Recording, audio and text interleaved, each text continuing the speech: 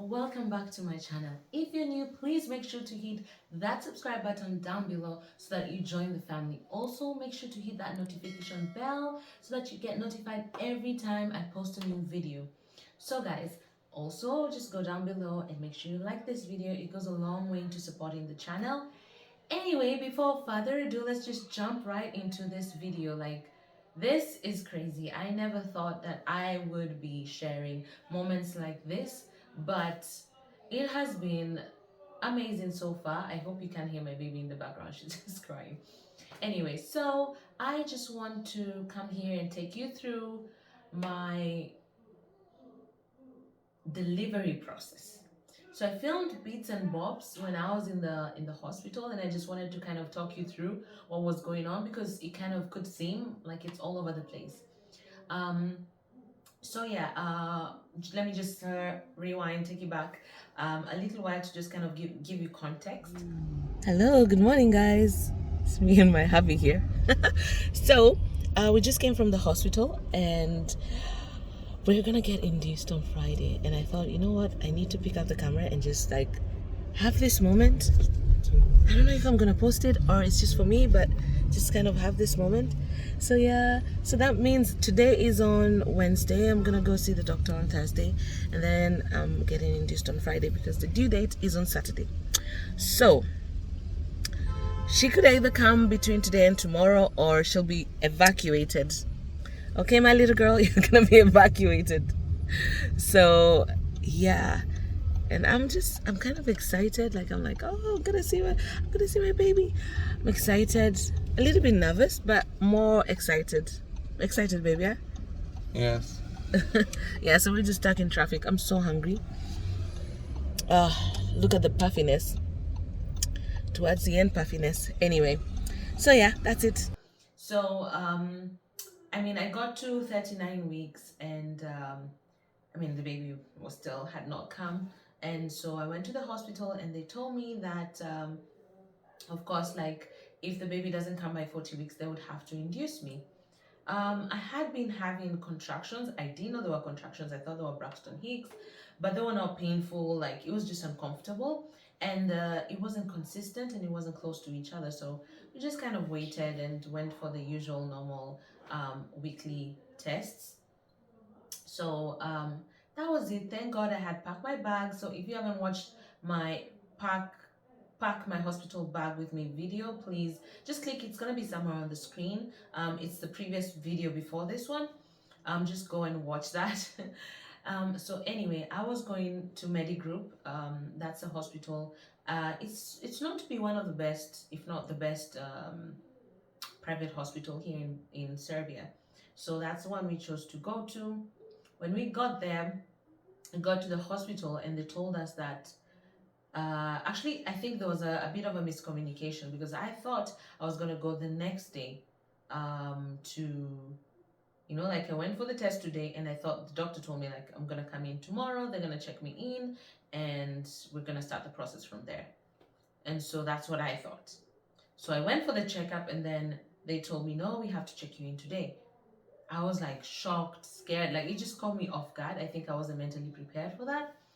So I'm actually in the hospital right now, and I'm a little bit disappointed because what we planned for was getting a private room, which I don't have right now at the moment because they filled all the rooms. And then I also wasn't expecting, I was expecting to come in tomorrow. So it caught me a little bit off guard. I also hadn't eaten lunch, and they're not gonna give me lunch or dinner or anything because I'm supposed to deliver in the morning. So I'm a little bit worried because I'm starving.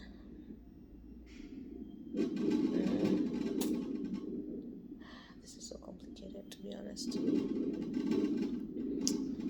Yeah, so I'm not happy about that, but I'm just waiting.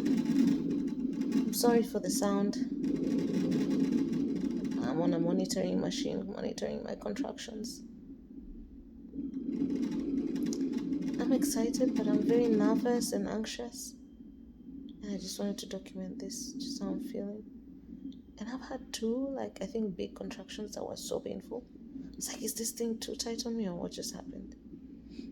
Anyway, then I have to keep filling this form.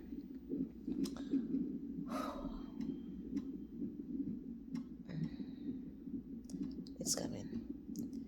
Contraction is coming. Oh my god. I swear, if I give birth today without my husband here, I'll be so pissed off.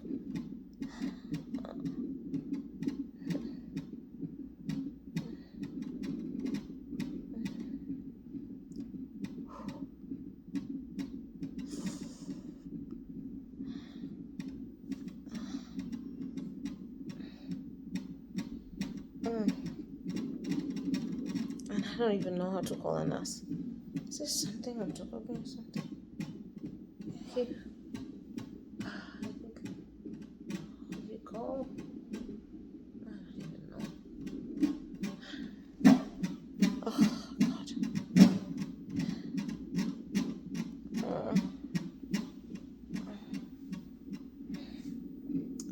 Oh, my God.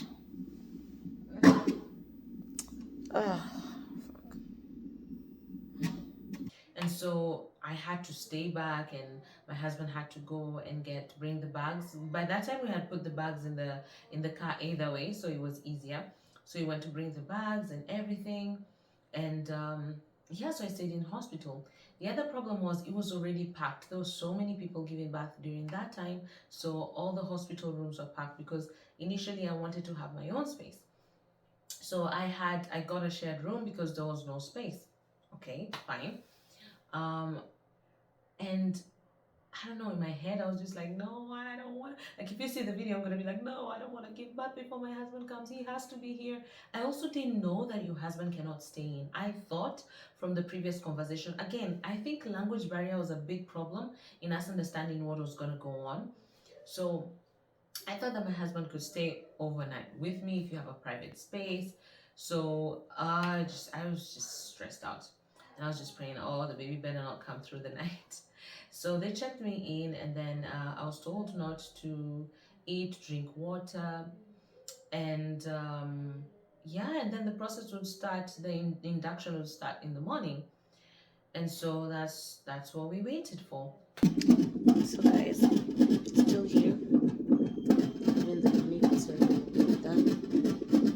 And I think this is food. I don't know what's there. I'll check it. So I don't know if you can hear me, but my husband just brought me something to eat. Not something to eat, gosh, brought me my bag. So I'm just hoping someone can bring it up because I'm running out of charge on my phone. I had a really emotional moment where I was tearing up because I felt so bad that I couldn't be here. I really knew I'm gonna have someone, like support system throughout the whole time. And I'm kind of worried the baby comes before he comes, you know? Like when he's not here. It's kind of worrying me. Anyway, but I'm at Medigroup, I don't know if you can tell. It should be one of the best private hospitals here in Serbia, so I'm just trying to stay positive here, guys. So I'll keep you updated. I feel like I'm still shocked. Like when they told me, oh, you have to stay at the hospital. For some reason, I was waiting for tomorrow, and then I thought I'd be with my husband. So I didn't really like stress that much, you know. So it really got me off guard, and I wasn't prepared. Yeah. My dinner is gonna be this too and a yogurt. So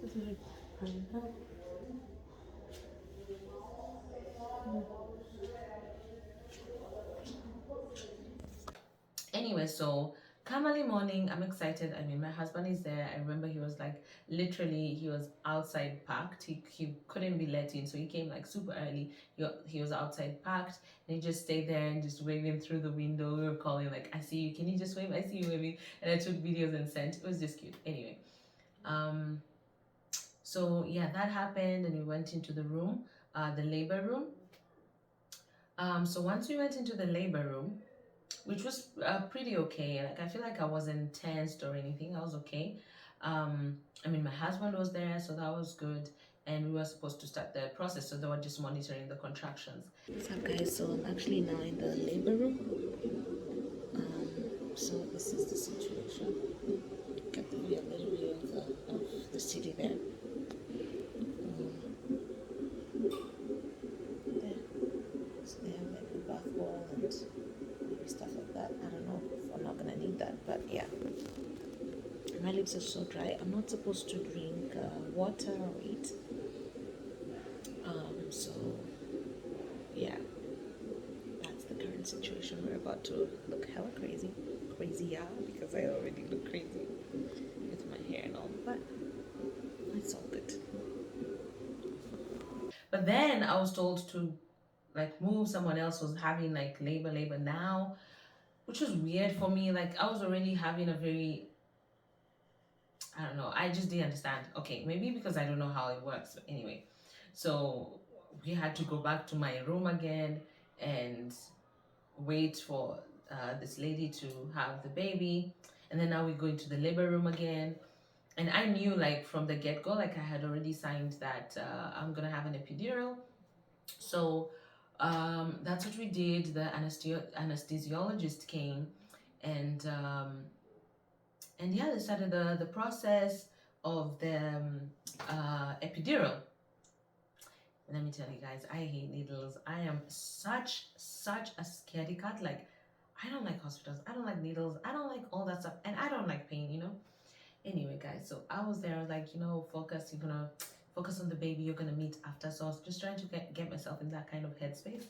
Anyway, guys, and I was trying to think this is gonna save me from a lot of pain. At that point I was having contractions. Anyway, so they and before that, let me just kind of take it back. Before that, they were checking checking my uterus, and let me tell you, for me that is kind of the worst.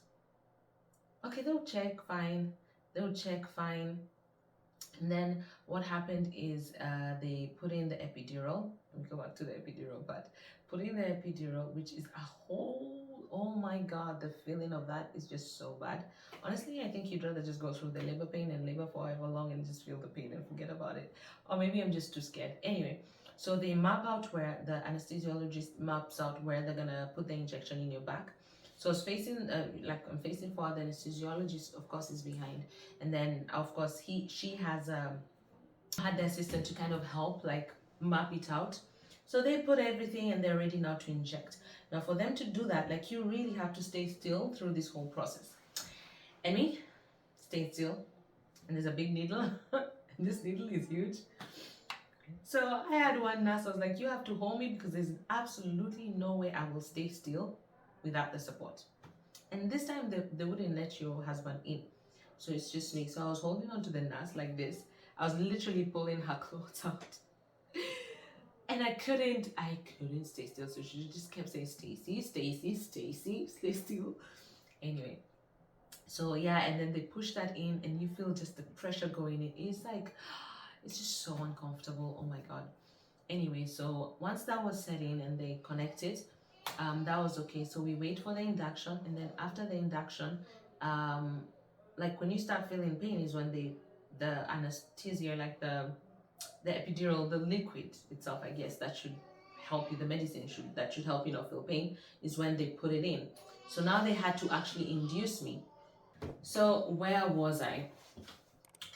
So, oh yeah, this is like full-blown story time. Anyway, so the process of breaking the water, let me tell you, if I think about these things, like I'm like done. No, not having any other babies. No, I'm not trying to scare anyone. Everyone's experience is different.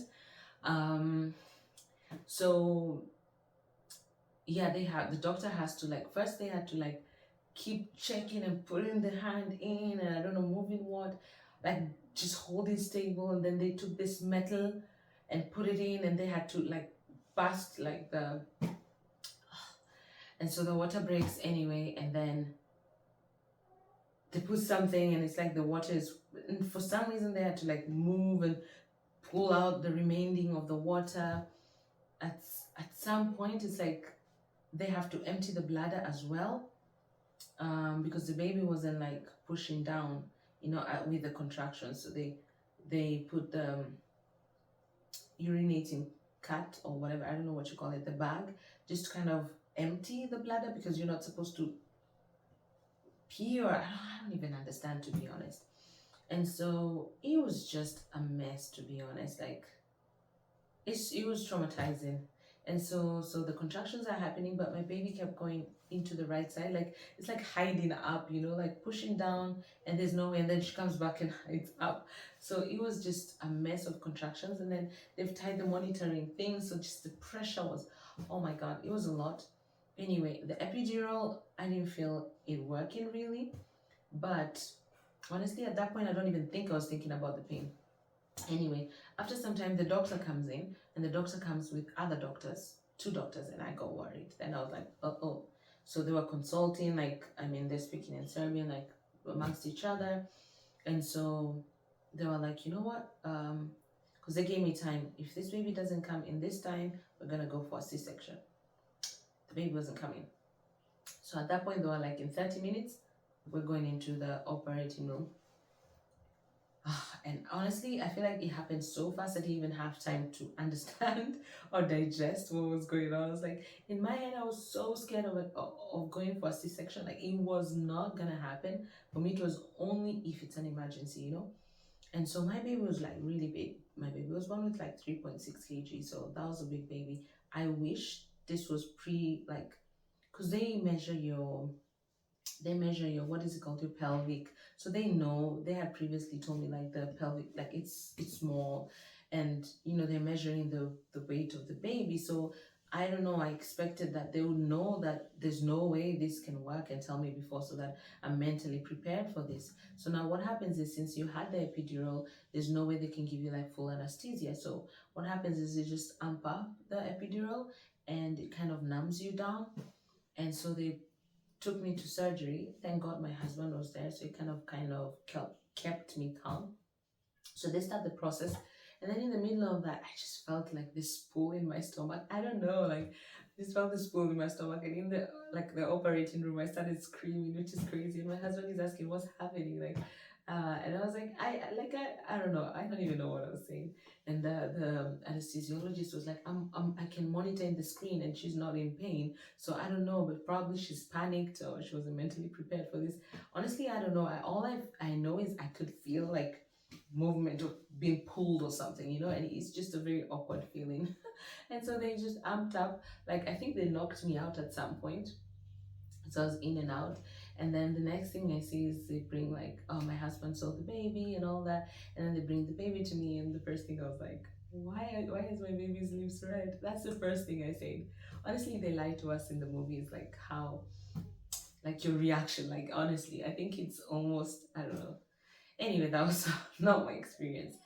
After that, it was just a whole disaster. Like, honestly, mad respect to people who go through C-sections. I don't even know how you can choose that, because I wouldn't choose that. If I had the option, now that I know like what a C-section what you go through, I wouldn't choose that. I would rather labor, I mean 24 hours or whatever, like pain, and then it's done, because the recovery process is very difficult.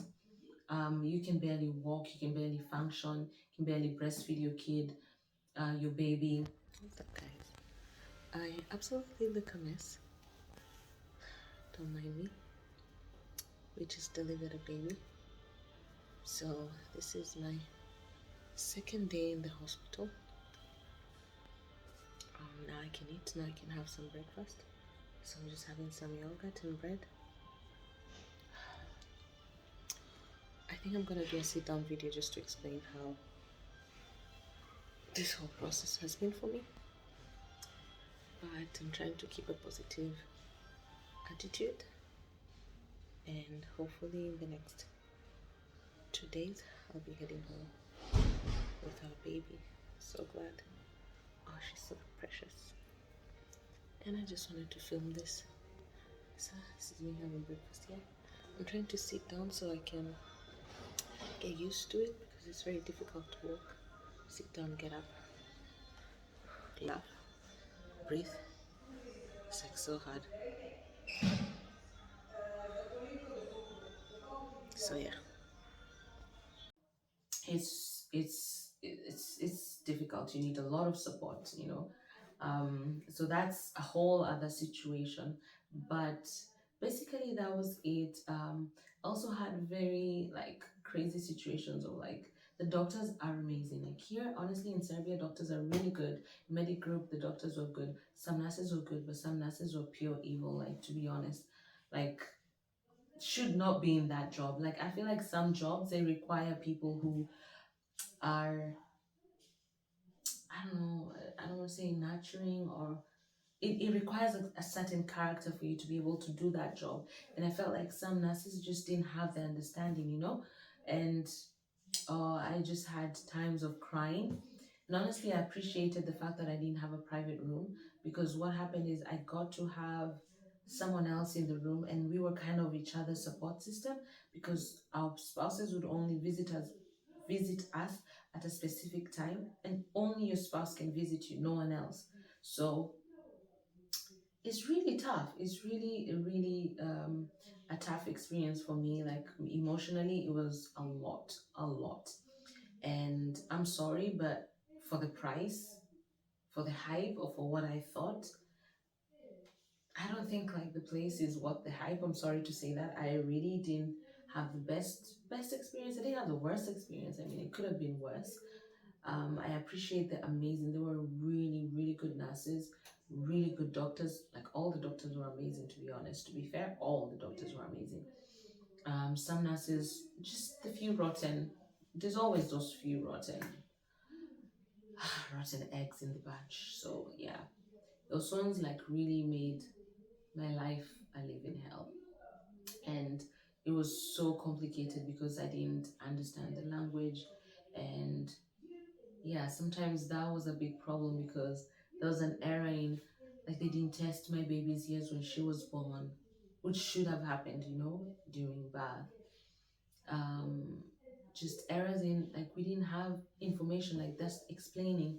Like, example, I took some antibiotics that were really strong for a long time because there was no explanation on how long I should take it. Like, there's so many small errors that could have turned like really seriously bad. So yeah, things like those I thought was a big problem. But I mean, language barrier, oh my god, it's crazy when you're having a child internationally, or in a place where language is a problem, or even when you're not close to home. Anyway, guys, so that's kind of my experience. I hope you enjoyed my story. We're gonna continue with this vlog.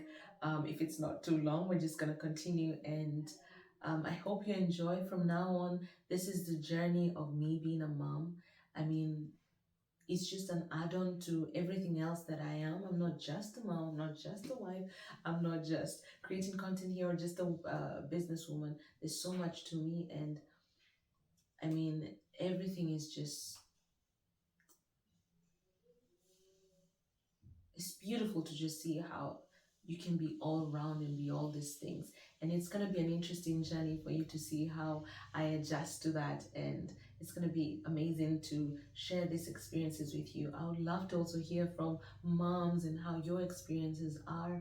And also, honestly, also fathers, because this is not just a story for for women. I feel like men should be very much involved in these situations. Like, it's a team. So please drop a comment down below and let me know how your experience was. Anyway, guys, so I'm just gonna leave this here, and we'll do probably another sit down video another day, and we can talk about all the good stuff, because there is so much to share, guys. So much to share. I feel like it's not even enough. I'd have to post videos every day if I had the time. Anyway, guys, so that's it. please make sure to like this video, make sure to leave a comment down below, and also don't forget to subscribe and hit that notification bell. Did I say subscribe or just subscribe? Subscribe to my channel, and yeah, I'll see you in the next video.